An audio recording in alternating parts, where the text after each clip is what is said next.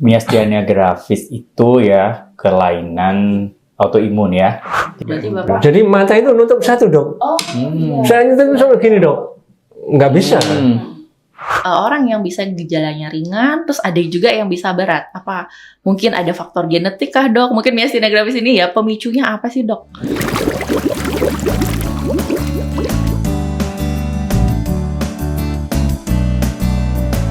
Halo semuanya, halo para neuroners dimanapun kalian berada. Perkenalkan, kami dari Divisi Pengabdian Masyarakat, Pokja Neurofisiologi Klinis dan Epilepsi. Nah, pada kesempatan kali ini, kami akan mengadakan suatu podcast atau diskusi-diskusi santai mengenai semua hal tentang miastenia gravis dan bagaimana sih kita hidup bersama dengan miastenia gravis. Oke, terlebih dahulu perkenalkan saya dengan Dr. Nimade Dwita Pratiwi, spesialis neurologi. Di sini saya kedatangan dua narasumber yang keren-keren. Yang pertama ada Dr. Fadil, spesialis neurologi konsultan. Selamat sore, Dr. Fadil. Iya, Dr. Fadil ini adalah dokter di Rumah Sakit Sutomo, Surabaya. Ya, terima kasih sudah hadir, Dr. Fadil. Apa kabar, Dok? Baik. Oke, Dokter ini ya, lagi sibuk apa, Dok, sekarang? Enggak, ya biasa sih. Kayak biasa aja, praktek, pulang. Iya. Di sela-sela kesibukan ya, sudah berkesempatan ke sini. Terima kasih banyak, Dokter ya. Oke, kemudian kita juga punya narasumber yang kedua yang tidak kalah keren. Ada Bapak Eko. Selamat sore, Pak Eko. Oke, Pak Eko ini adalah orang yang sangat kuat ya, karena Pak Eko ini adalah seorang dengan miastenia gravis. Nah, di sini Pak Eko akan turut bersama kita berbagi pengalaman ya, gimana sih pengalamannya Pak Eko selama ini menjadi seorang penderita miastenia gravis ya. Jadi di podcast ini tentu saja kita akan membahas tuntas miastenia gravis dan karena itu tonton sampai habis. Pertama-tama pasti kita harus tahu dulu ya, mungkin bagi teman-teman yang belum pernah mendengar apa sih itu miastenia gravis, kita bahas dulu. Dari Dr. Fadil ya, Dok. Dokter, apa sih itu miastenia gravis? Miastenia gravis itu ya kelainan autoimun ya. Jadi kekebalan tubuh kita sendiri yang menyerang sistem saraf kita ya. Lebih tepatnya di otot kita ya, di bagian otot kita. Jadi saraf ke otot. Nah, itu yang terganggu, diserang oleh kekebalan tubuh kita sendiri. Miastenia gravis biasanya dia akan gejala yang paling khas sekali itu ada kelemahan. Dan kelemahannya itu akan muncul pada kondisi-kondisi yang kita terlalu aktif ya. Jadi memberat saat aktivitas. Seperti itulah biasanya miastenia gravis. Dan biasanya kelemahan otot ya, Dok ya? Iya. Biasanya bisa di mana aja, Dok? Apakah semua otot atau ada spesifik tertentu? Iya, miastenia gravis itu yang paling khas ya, yang paling sering biasanya awalnya gangguan pada kelopak mata ya. Jadi kelopak matanya biasanya menutup seperti orang mengantuk gitu. Nah, itu pada beberapa orang ada yang menetap hanya di sana. Tetapi tidak menutup kemungkinan ke otot-otot yang lain ya. Jadi seluruh otot bisa mengalami kelemahan. Dan pada kondisi-kondisi tertentu bahkan bisa menyebabkan kelemahan otot-otot untuk bantuan bernafas. Seperti itu. Jadi dia bervariasi ya, Dok ya, dari ringan sampai berat. Nanti kita akan bahas lebih lanjut lagi ya. Itu gimana sih kok bisa sampai ada yang ringan atau yang berat ya, Dok ya? Oke. Nah, di sini ada Pak Eko. Pak Eko ini kan seorang penderita miastenia gravis ya, Pak ya. Mungkin Bapak bisa cerita gimana sih awal mula keluhan Bapak bisa terdiagnosis ini? Awalnya miastenia gravis itu memang saya biasanya kerja itu bisa full. Bapak kerja apa? Mohon maaf. Saya driver dari dulu driver. Kerja bisa full, tapi lama-kelamaan itu semakin melemah. Nah, saya juga masih belum paham miastenia gravis itu apa waktu itu. Kebetulan di rumah itu ada dokter yang dirujuk ke Sutomo gitu. Setelah dirujuk ke Sutomo ketemu namanya itu miastenia gravis. Masih belum ikut grup. Miastenia gravis itu apa? Itu tahun berapa, Pak? Saya usia 37-38. Sekarang 49. Berarti belasan sudah ya, Pak ya? Belasan tahun lalu. Oke. Berarti Bapak waktu bekerja biasa tiba-tiba aja ngeluh melemah ya. Otot apa, Pak, waktu itu pertama kali? Melemah itu pertama untuk jalan kaki saya yang diserang. kaki jembatan jalan dikit itu udah capek. Terus mobil kan mesti nginjak gas sama rem, itu capek itu. Oke. Capek, apalagi saya dulu luar kota, luar kota Surabaya Bali.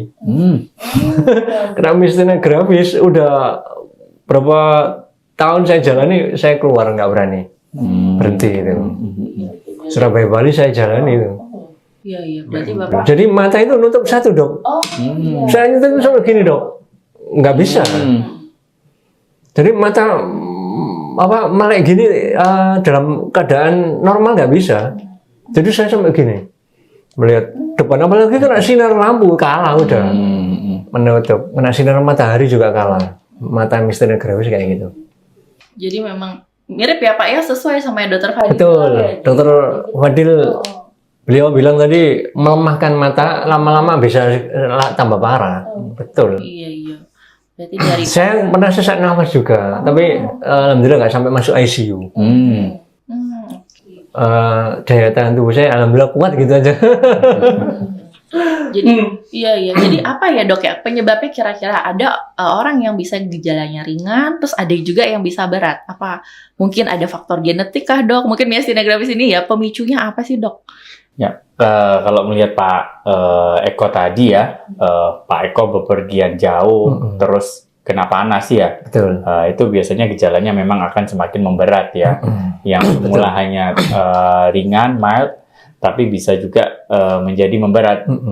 Dan bahkan Pak Eko pernah sampai sesak ya. Betul. Nah, itu kalau sudah melibatkan otot-otot bantu pernafasannya, sehingga Pak Eko kesulitan untuk bernafas. Gitu.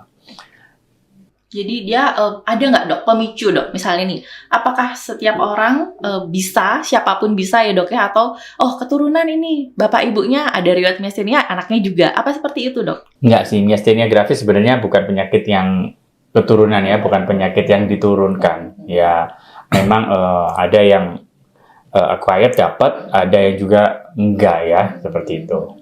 Jadi memang bisa muncul pada siapapun ya Dok ya, dan di usia berapapun ya Dok ya. Oke, dan tiba-tiba jadi mungkin gejalanya mirip seperti stroke ya. Iya bisa jadi ya Pak ya, seperti itu ya. Bapak mungkin sempat dikira stroke waktu itu gejalanya tiba-tiba lemah gitu. Sebelum ditemukan penyakit saya Dok ya, Mbak Dita juga, saya ini berobat alternatif.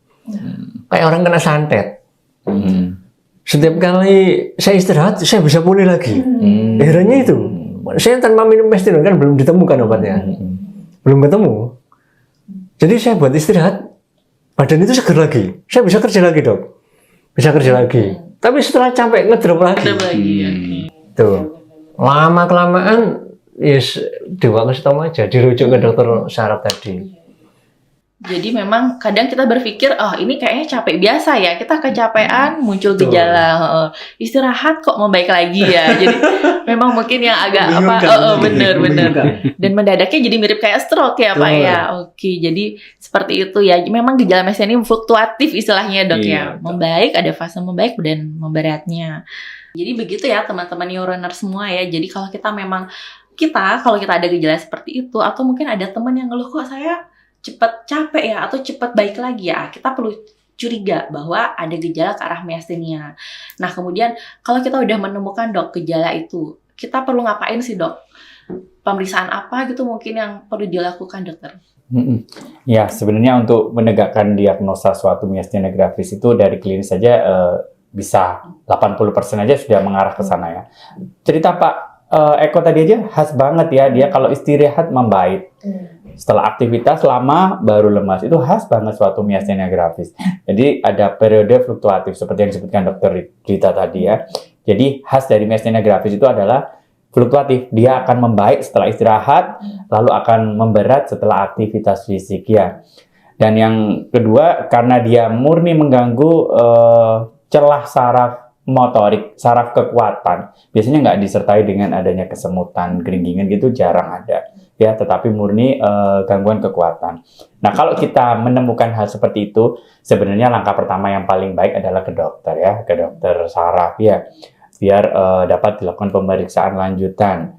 Nah, pemeriksaan lanjutan itu tadi bisa dikerjakan oleh dokter saraf. Biasanya kita menggunakan tes-tes yang sederhana. biasanya dokter saraf itu akan memprovokasi namanya ya. Diprovokasi. Kalau pasien datang, kan tadi fluktuatif, kadang baik, kadang memberat. Nah, kalau pasiennya datang pagi, biasanya nggak ada keluhan. Dokternya mungkin bingung, apa keluhannya nggak ada. Nah, kita diprovokasi. Kita disuruh berhitung dari 1 sampai 100. Nah, biasanya nanti akan ada kelelahan. Kelelahan 1, 2 pada periode-periode angka tertentu, 40 atau 50 suara kita akan menghilang. Nah, itu berarti sudah mulai ada kelemahan. Atau kadang mata kita disuruh melirik ke atas. Nah, seperti tadi gejala Pak Eko, matanya menutup. Nah, disuruh melirik ke atas, nanti ada kelopak mata yang jatuh. Itu tes-tes provokasi. Nah, kalau misalkan kita ke dokter saraf, lagi muncul keluhan, lagi matanya menutup, sore-sore, malam-malam habis kerja, kita ke dokter saraf. Ini loh dok, kayak gini kalau sudah sore, muncul gejalanya, matanya nutup. Saya kalau baca double, membayang itu ya. Nah, itu bisa dites untuk mencoba, dihilangin nggak, bisa nggak? Itu biasanya dengan ice pack test namanya ya, dengan memberikan ice pada kelopak mata. Nanti setelah 1 menit dievaluasi, kira-kira ada perbaikan apa enggak. Tadi, seperti Pak Eko tadi, kalau sudah kena panas, perjalanan jauh nanti kan akan semakin memberat. Nah, ini dibalik, diberi es, ya, ada perbaikan apa enggak. Itu membantu semakin menegakkan diagnosa suatu miastenia gravis. Dan biasanya untuk memastikan, biasanya kita sebut dengan golden standard ya, standar pagu emas.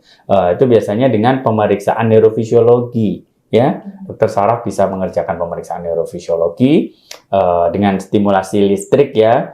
Nanti kita bisa menganalisa kira-kira ini mendukung suatu miastenia gravis atau enggak. Atau bahkan pada beberapa kasus diperlukan pemeriksaan darah. Itu kan tadi autoimun ya, jadi kekebalan tubuh kita sendiri yang menyerang sistem saraf kita sendiri. Nanti dicek antibodinya apa, ada enggak antibodi pada pasien miastenia gravis itu. Dan pada kondisi-kondisi tertentu, biasanya timusnya membesar. Itu bisa dilakukan pemeriksaan imaging ya, pemeriksaan foto, entah itu toraks foto, CT scan toraks, untuk melihat ada tidaknya thymoma itu tadi, timusnya membesar. Seperti itu. Jadi memang yang utama tetap klinis ya dok ya, keluhan. Jikalau memang mungkin teman-teman yang di daerah ya dok ya, mungkin keterbatasan pemeriksaan, sebenarnya dari klinis sudah memang sudah bisa kita bilang miastenia ya dok ya. Jadi jangan berkecil hati ya dok ya, karena ada banyak pemeriksaan dasar yang simple ya dok ya. Misalnya suruh pasien berhitung atau agak lama melihat ke atas itu dok ya, seperti itu. Nah dok, jika memang sudah terdiagnosis miastenia ini dok, nah kita apa dok? Langsung terapi atau observasi dulu deh atau bagaimana dok? Biasanya pasien-pasien miastenia gravis itu tahu dia muncul gejalanya itu ngapain sih? Ya dia tahu. Dok, kalau saya punya pasien itu ya, dia kalau membaca Al-Quran terlalu lama, dia pasti double penglihatannya. Jadi dia bisa mengantisipasi ya. Kalau dia bisa mengatur pola hidupnya, kadang kita coba tanpa obat ya. Tetapi kalau misalkan sering kali terganggu, terus muncul kelemahannya, baru kita berikan obat. Tapi selama ini pasien pasti ingin langsung beri obat. Karena begitu minum obatnya, pyridostigmine itu, dia merasa sudah seperti orang biasa. Jadi dia kemana-mana itu nentengin obat itu. Jangan sampai terlambat gitu ya. Biasanya gejala-gejala miastenia gravis itu akan membaik setelah diberikan obat-obatan itu pyridostigmine. Jadi kita lihat Pak Eko juga ya sebagai driver dok ya. Ini saya bawa ini. Iya bawa ya. Nah kalau Pak Eko sendiri, apa obatnya? Pak Eko sama ya? Ini saya kan kebetulan nggak udah lama ya. Ini kan betul dokter Fadil ya. Iya betul. Iya makanya jadi seperti sehat ya. Iya. Driver. Ini kalau udah agak nggak enak gitu, kayak udah mulai pokoknya nggak enak kalau orang mabuk gitu dok, minum ada. Jadi dosis disesuaikan ya dok ya, tiap pasien. Jangan menyamakan.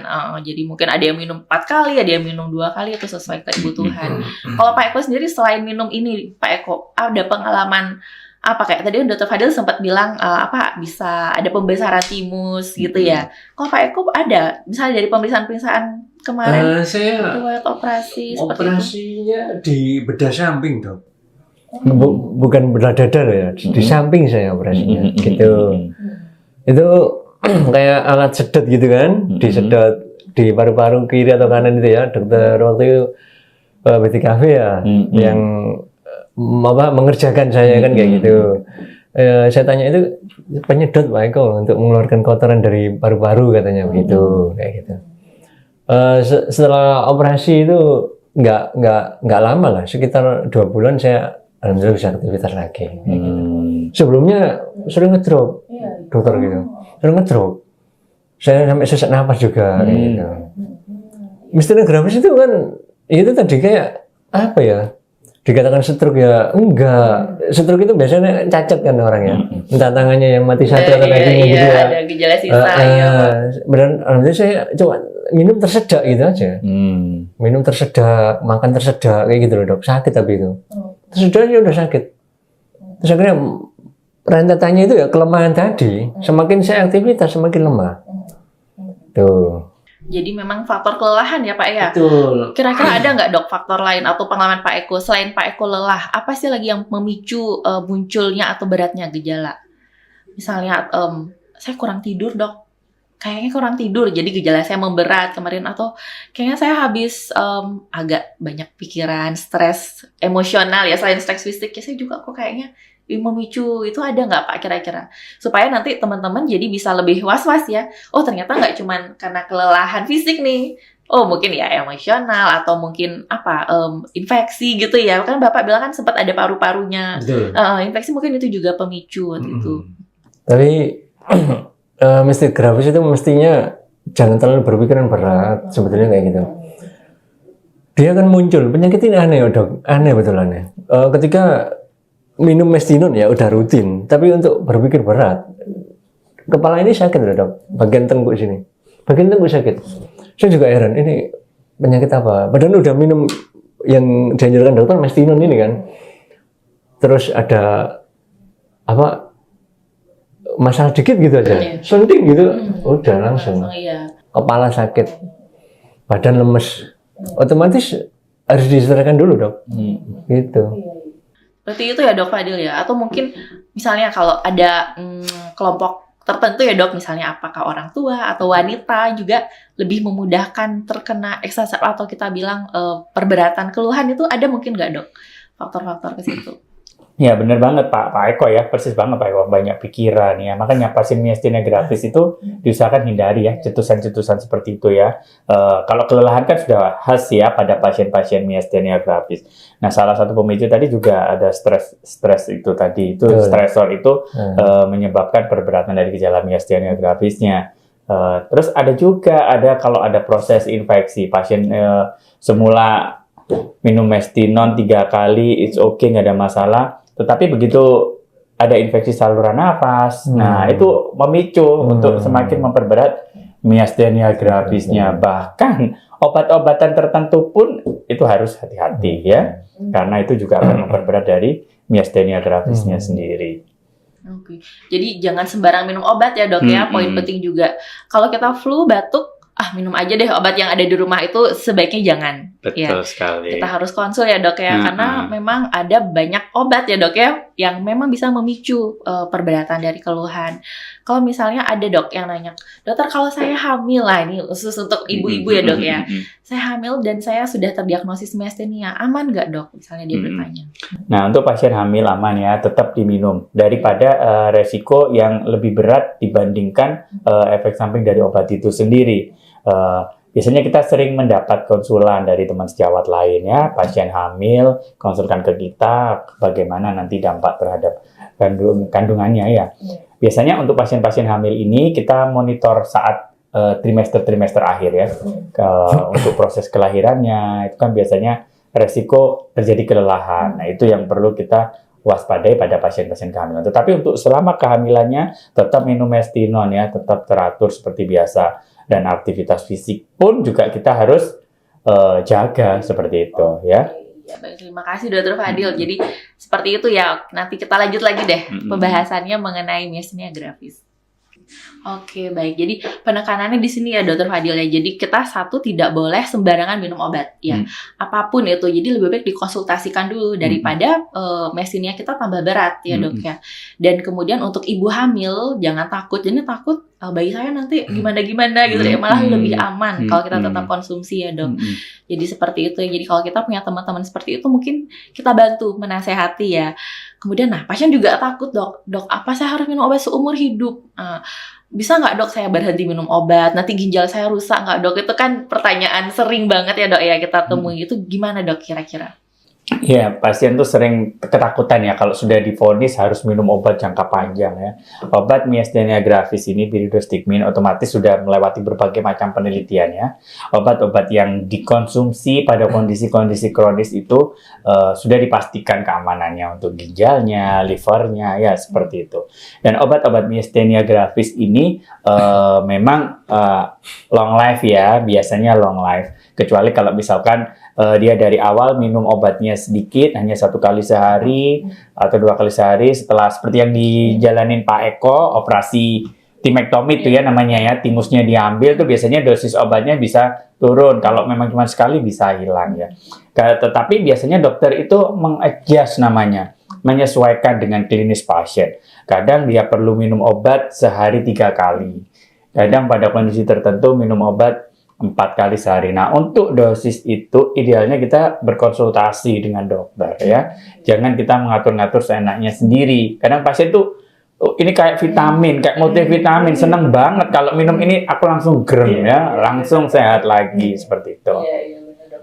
Karena memang obatnya kalau efek samping juga sebenarnya ada sih dok ya. Memang kalau kelebihan dosis ya dok ya bisa ada efek samping. Seperti apa dok biasanya efek samping yang perlu diwaspadai? Ya betul banget ya. Kadang pasien-pasien myasthenia gravis itu terjadi perburukan ya. Pasiennya sesak, masuk ke IGD. Itu bukan karena myasthenia gravisnya sebenarnya malahan, tetapi karena dampak obat yang berlebihan. Jadi pasien datang ke IGD dengan sesak, air liurnya banyak banget, terus keluar air mata yang banyak. Nah, itu tanda-tanda pasien ini minum obatnya berlebihan seperti itu. Itu sering kali kita alami. Jadi sebenarnya bukan karena myasthenia gravisnya, tetapi karena konsumsi obatnya berlebihan. Seperti yang tadi saya sebutkan, pasien biasanya seneng banget sama Mestinon. Kayak Pak Eko kan seneng banget kalau sudah minum Mestinon kayaknya udah sembuh, udah segar. Nah, pasien sering nakal, ya maaf ya saya ngomong nakal, jadi minum seenaknya sendiri. Akhirnya muncul itu yang biasa kita sebut dengan cholinergic crisis ya. Jadi krisis karena dampak asetilkolin yang berlebihan. Itu karena efek dari Pyridostigmine tadi ya. Jadi melebihkan sendiri juga tidak baik ya dok ya, apalagi juga mengurangi dan tidak minum pun juga tidak baik ya dok ya. Lebih baik semua konsultasi.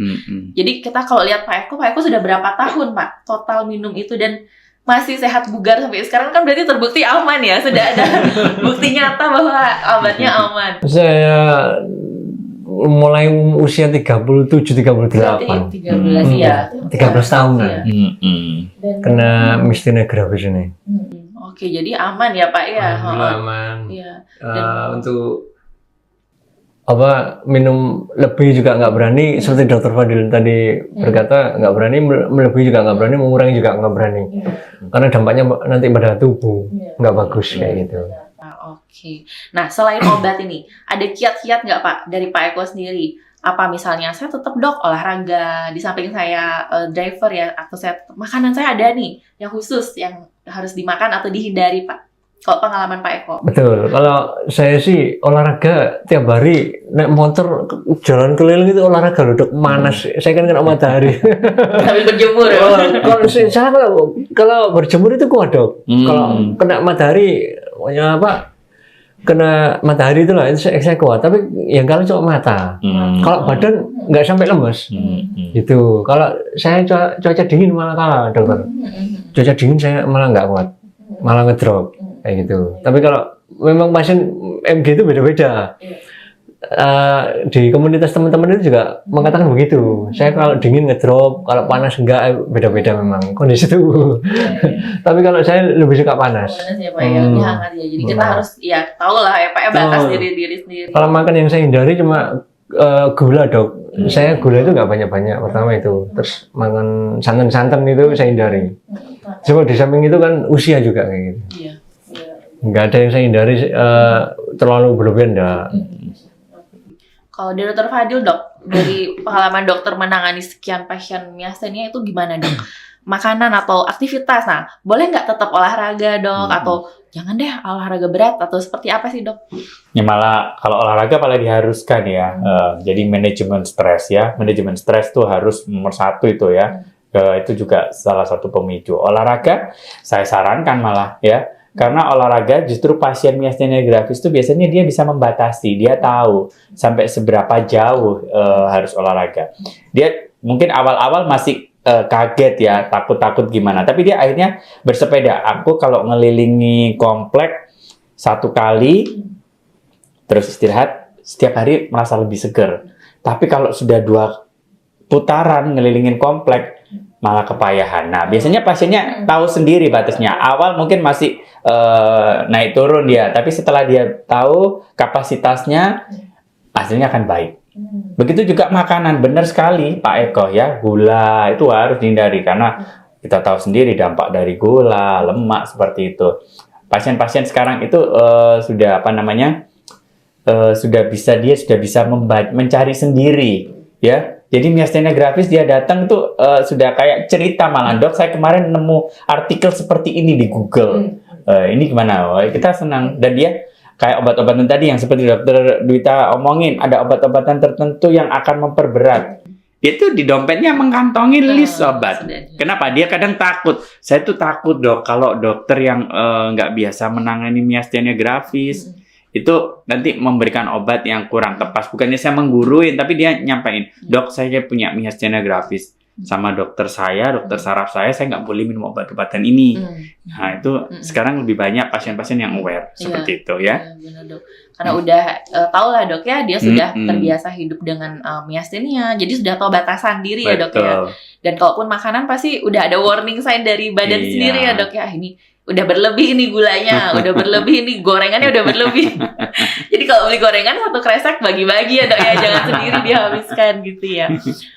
Oke, baik, terima kasih dokter dan Pak Eko. Jadi kita sudah lumayan banyak ya bahas ya. Jadi makanan, kemudian aktivitas fisik, obat-obatan. Nah, jika memang kita sudah terdiagnosis miastenia gravis ini dok, atau Pak Eko juga pengalaman, apa sih warning sign atau tanda bahaya? Oh ini sedang gejala memberat dan harus segera dibawa ke rumah sakit. Apa itu misalnya dok? Ya, miastenia itu ada kondisi-kondisi yang kita sebut dengan miastenia crisis ya. Kalau namanya crisis berarti dia something serius ya, ada sesuatu yang serius. Nah, salah satu yang paling sederhana seperti yang Pak Eko tadi sebutin, sering tersedak ya. Minum air tersedak. Biasanya khasnya justru tersedak saat minum air. Karena minum air itu otot-otot kita susah untuk koordinasinya. Nah, itu salah satu tanda sudah ada kegawatan dari miastenia gravis. Karena resiko terjadi radang paru-paru. Bayangkan ya kalau kita minum yang harusnya masuk ke lambung, ini malah masuk ke paru-paru. Nah, air itu akan dianggap benda asing. Sehingga akan terjadi proses infeksi di sana. Nah, kalau sudah muncul seperti itu, sebaiknya kita harus segera ke rumah sakit. Lebih-lebih kalau seperti yang Pak Eko tadi sebut, sampai sesek ya. Nah, kalau sudah sampai sesek, sudah, nggak usah perlu waktu pikir lagi, segera ke rumah sakit, perlu pertolongan pertama yang lebih baik ya. Karena nanti dokter akan memastikan seberapa parah ini krisis miastenianya seperti itu. Karena pada pasien-pasien tertentu bahkan membutuhkan alat bantu nafas. Jadi kalau otot-otot nafasnya dia sudah nggak kuat untuk mengontrol nafasnya, mau nggak mau pakai alat bantu nafas sampai krisisnya itu tadi terlewati. Seperti itu. Jadi memang salah satu ya tanda-tanda itu dok ya tersedak atau memang kok dia tampak nafasnya cepat itu dok ya, itu tanda harus segera dibawa ke rumah sakit.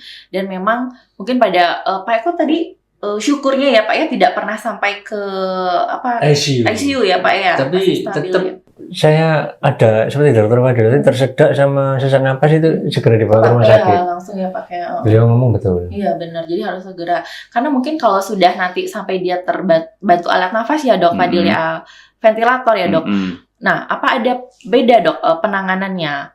Kita menunggu saja sampai pasien sadar atau bagaimana kira-kira dok? Nanti mungkin gambaran untuk teman-teman semua. Iya, memang kalau sudah ke miastenia crisis ya, berarti ini sudah kita ngomong ke miastenia crisis sampai membutuhkan alat bantu nafas memang biasanya penanganannya lebih intens ya. Bahkan obat-obatannya biasanya tidak cukup hanya dengan Pyridostigmine.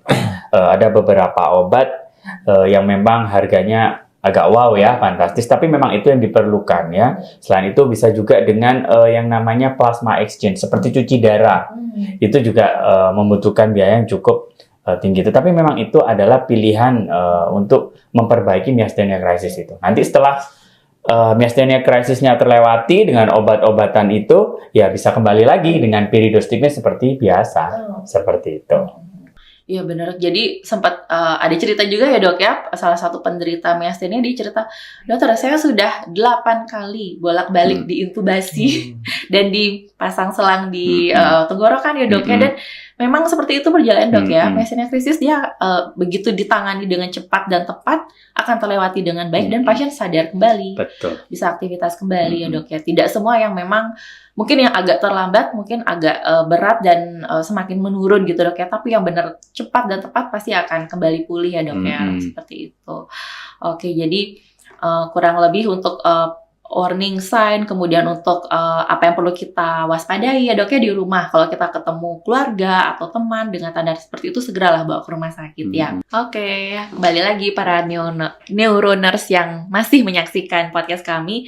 Jadi dari tadi kita sudah banyak bahas ya, dari apa itu myasthenia gravis, kemudian gejala, bagaimana sampai terdiagnosis, kemudian terapi, apa saja bisa komplikasi, dan bagaimana agar kita bisa hidup stabil, hidup sehat dengan myasthenia gravis sudah kita bahas tuntas ya. Jadi mungkin untuk penutup ya Dr. Fadil dan Pak Eko ya, mungkin apa sih ada pesan khusus yang disampaikan untuk teman-teman semua para MGers ya, Pak Eko ya, MGers pada penderita myasthenia ataupun yang teman-teman yang semua yang tidak menderita pun juga apa yang ingin disampaikan. Mungkin dari Pak Eko dulu. Kalau untuk teman-teman yang seperjuangan myasthenia gravis, jangan putus asa. Kalau memang sakit ya, seperti dokter Fadil katakan, mesti diobati. Kalau perlu timektomi ya dok, sampai sembuh. Jangan sampai putus asa pokoknya, terus berjuang seperti itu. Pokoknya jangan pantang menyerah ya Pak ya. Kalau rasanya sudah mulai lelah, pengen menyerah, apapun penyakitnya pasti ada obatnya. Betul dokter Fadil. Dan jangan lupa kita punya komunitas ya Pak ya.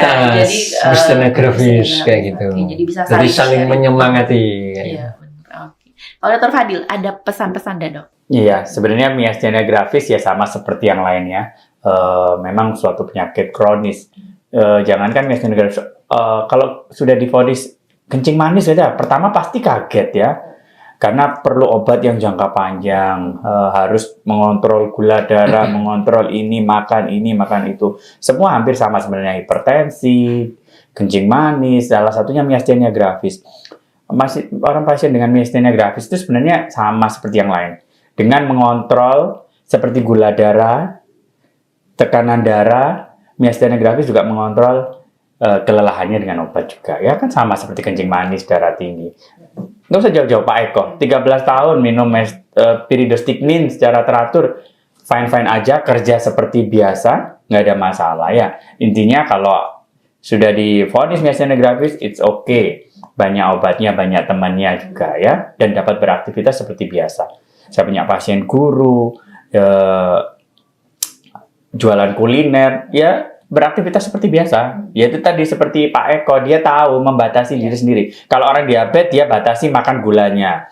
Orang darah tinggi batasi garam-garaman. Orang myasthenia gravis batasi aktivitas yang berlebihan. Seperti itu ya. Prinsipnya nggak usah berkecil hati ya. Ini ya kita dapat, ya kita jalanin aja ya. Iya. Benar, Dr. Fadil dan Pak Eko ya. Jadi tidak usah berkecil hati. Kita jangan menstigma ya, jangan mendiskriminasi teman-teman dengan myasthenia gravis. Tapi ya sudah, dia sama seperti kita. Ya memang hanya dengan beberapa keterbatasan fisik yang berlebih yang tidak boleh. Yang penting yakin ada penyakit pasti ada obatnya. Betul sekali ya. mindset, pikiran utama penting ya Pak ya, biar hidup sehat, pikiran juga harus sehat. Benar. Betul. Iya.